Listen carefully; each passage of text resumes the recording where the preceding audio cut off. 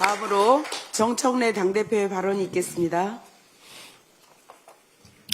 오늘은 더불어민주당 창당 70주년이 되는 뜻깊은 날입니다. 더불어민주당 70년의 역사는 대한민국 민주주의 역사 그 자체였습니다.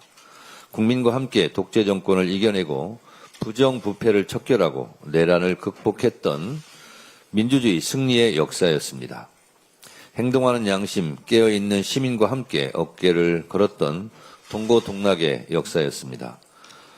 희생과 헌신으로 더불어민주당 70년 역사를 만들어주신 국민과 당원 동지들께 깊이 감사드립니다. 더불어민주당은 창당 70주년을 맞이하여 당원이 주인되는 당원주권 정당으로 거듭나겠습니다. 국민과 함께, 당원과 함께 100년 정당 더불어민주당의 역사를 힘차게 써내려가겠습니다.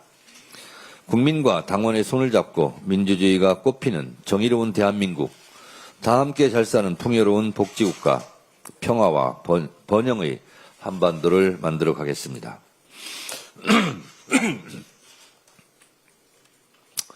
오늘은 또한 9.19 평양 공동선언 7주년이 되는 날입니다. 7년 전 오늘 평양에서 남과 북은 상대방에 대한 일체의 적대 행위를 전면 중지하기로 했습니다. 소위 9.19 군사 분야 남북 합의서의 일항입니다. 9.19 평양 공동선언의 부속 합의서입니다. 쌍방은 어떤 경우에도 무력을 사용하지 않기로 했고 상대방의 관할 구역을 침입 또는 공격하거나 점령하는 행위를 하지 않기로 했습니다. 그러나 국민 안전을 위한 이 절실한 합의서를 깬 것은 윤석열 정권입니다.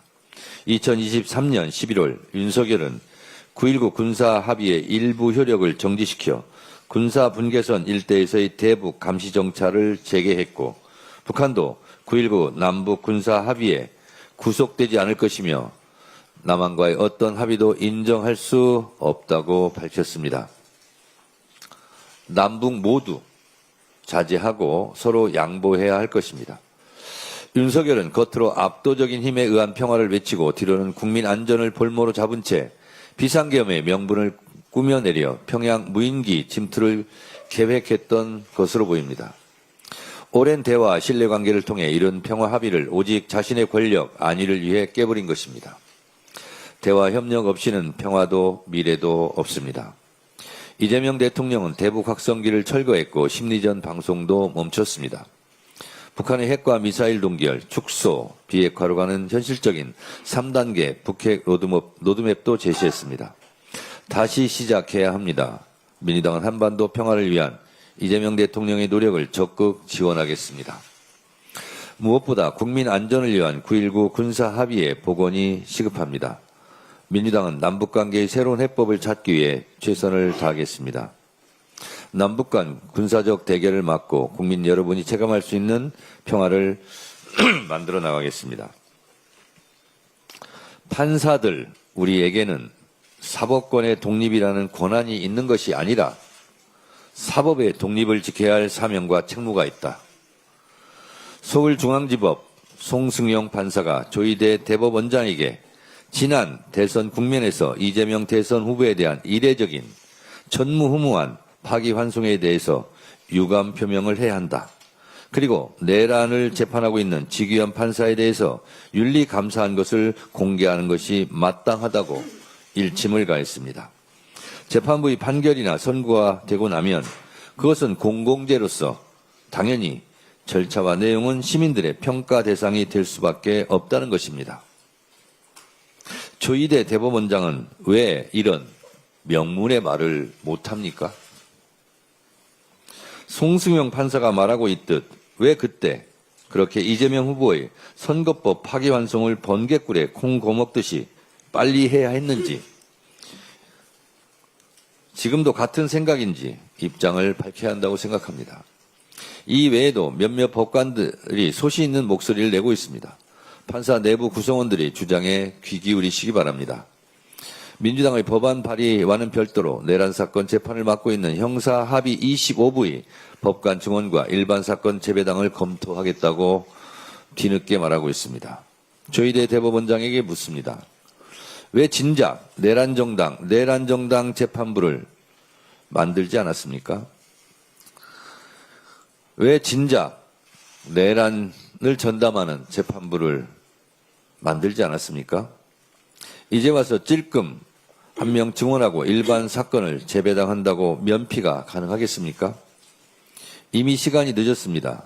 내란 재판이 제대로 진행되지 않고 구속기간 만료로 다 풀려나지 않을까 국민들은 걱정하고 있습니다. 조희대 대법원장이 12.3 계엄 때 불법적인 비상계엄을 단호히 반대했고 서부지법 폭동 때 분노의 일성을 했다면 지기현 판사가 윤석열을 풀어줬을 때 분명한 입장 표명을 했다면 오늘날의 사법부 불씨는 없었을 것입니다. 이재명 당시 대선 후보에 대한 평상적 절차만 지켰어도 대선 후보를 바꿔치기려 했다는 의심도 없었을 것입니다. 조희대 대법원장을 둘러싼 내부의 비판과 국민적 불신은 다 조희대 대법원장이 초래한 자업자득입니다. 본인이 자초한 일이니 본인이 결자 해지하시기 바랍니다. 법원 노조도 결자 해지하라고 성명을 냈습니다. 깨끗하게 물러나시기 바랍니다. 현명하게 처신하시기 바랍니다.